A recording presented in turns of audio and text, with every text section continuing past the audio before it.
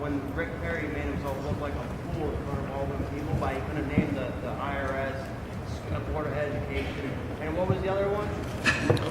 But you know what I'm talking about. Yeah, I know what you mean. I'm kidding. Well, There was a question. Are the parts of the government and stuff you're going to cut, does that include the schools that you're talking at? Because the people, like you wanted to cut the schools, well, you're talking to a school and people right now, if you cut the schools... Oh, okay, well, let me deal with that. Talk to them. Yeah, okay, two things, yes. I want to get rid of the Department of Education, Department of Energy, Commerce and Interior, and also HUD, because they fail.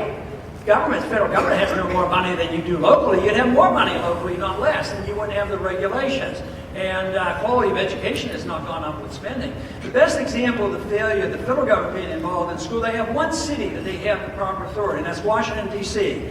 I don't know how much gets spent on each one of you as a student, but I'll bet you this is as much as Washington, D.C. They get about $17,000 or $18,000 per student spent on them.